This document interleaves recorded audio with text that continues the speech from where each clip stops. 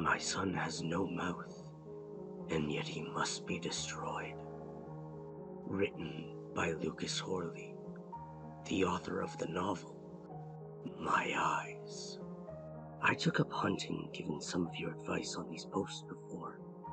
I was hoping that perhaps raw, fresh flesh could satiate my son's growing hunger. The small traps I started setting up around the property were simple enough, but trudging through the woods and looking for larger game is way more difficult than I could have ever imagined. I can safely say this: hunting is not my forte. Don't worry, I brought Captain with me. I don't think I can leave him at the house with the boy. He's just a pup, so it's not like I could expect him to keep up with me on his own. Instead, I deposited him in my backpack so that he could poke his snout out and enjoy the ride as I moved through the forest. I never did shoot anything though. I had the opportunity to once, but just as I was about to fire, Captain let out a whine and scared the young buck off. It darted into the brush and vanished completely, and I was left with nothing but a little puppy. "Maybe I'll just give you to him then," I playfully said to the pooch. Of course I wouldn't. After giving up on that endeavor, I sat on a leafy embankment in the woods, drank from my canteen greedily, and poured a bit into a plastic bowl for Captain. He's a good boy. I knew I couldn't bring my son with me on this trip, so I'd gotten him a babysitter. Telling the young girl of his special condition was strange, I'll say that much. I didn't tell her everything. I simply told her that he had a difficult time eating, so if he fussed, she shouldn't reprimand him. I also told her of his disfigurement. To this, she simply nodded and told me our price. I paid so that I could be left alone to go into the forest and hunt, but this had been a bust. The traps, too, have proven to catch nothing. This is something I'd expected. We do have the occasional varmint, but given my son's previous discrepancies, I'm fairly certain that small game tries to give our home a wide berth. Maybe that's just me attempting to rationalize it, though. Who knows? I never would have guessed the babysitter would die. I'm so sorry. She was a young, fit girl, and I was certain that if my son had given her any problems, she could call me or she could overpower him. This was apparently not the case.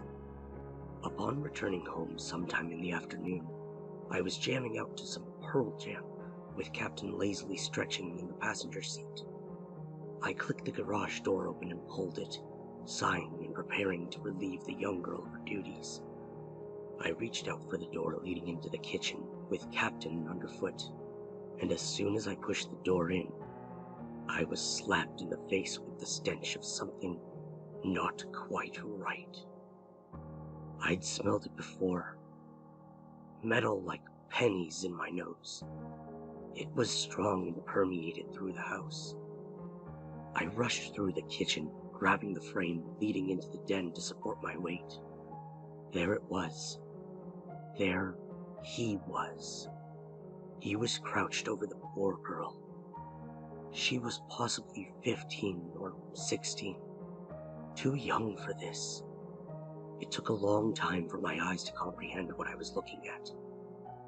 Long, looping entrails torn to shreds. She looked up at the ceiling with a pale expression of fear plastered across her still face. Someone had finally died due to my incompetence. My son, upon realizing I was looking in at the mess he'd made, dropped her heart, and it plopped to the floor, all soft and wet. His expression was one that probably matched my own. Wiping his hands and mouth down quickly, he looked at me while placing his hands behind his back. I was horrified. I was broken. I knew he couldn't stop. It takes a really long time to get blood out, especially when you're cleaning it off wood. Especially when that blood has been sitting on the wooden floor long enough to settle in and stain. I tried using a straight mixture of bleach and water, but after the initial wipe down, there was little more that I could do. The world was a haze as I lugged the young girl's body into the bathtub and took the hacksaw to her limbs. When you attempt to cut into flesh with little experience, it sometimes pulls away in thick strings. That's something I never thought I would know. I had no idea what I was doing, but the legs and arms came off well enough after snapping the bones. The head was a different matter altogether. I couldn't look at those eyes, and so I shut them as I placed the saw against her throat. I removed the teeth and ground them into a fine powder with a meat tenderizer. I still haven't figured out what I'm going to do with the body. Burn it? I'm unsure. I am now a criminal. My whole life is spiraling. Still, I knew what came next. I bagged the pieces and put them in my shed. Maybe I'll just call the police on myself. After this was done and I washed the tub down, I fetched my son and bathed him, washing the red residue from his body. We were quiet. I think he knew I was upset with him, which, I was. This isn't a part of the road for normal parents, though. This wasn't something I should have to do. This isn't the sort of situation I was supposed to be in. I'm sorry, he mumbled. It's okay, buddy, I told him. I forced a bright disposition over my whole face and body. Wanna watch a movie? He perked up. Yeah.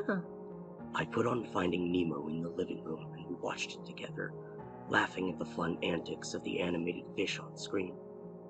When the DVD flipped back over to the main menu, he smacked me in the head with a pillow. I lifted him up by his ankles and swirled him over the couch, swinging him and dropping him onto the cushions in a fit of giggles. He put on his little plastic Batman mask and I sneaked through the dim house, playing the part of the newest escapee from the asylum. He would catch me and we would be locked in mock Mortal Kombat with one another. We would fall to the floor together in a barrage of laughter. I got you, Daddy! He shrieked as I would lay on the floor with my tongue stuck out. We played the board game Life until it was pitch black out. I'd long since turned my phone off, as the phone calls from the girl's parents had made it impossible to use it anyway.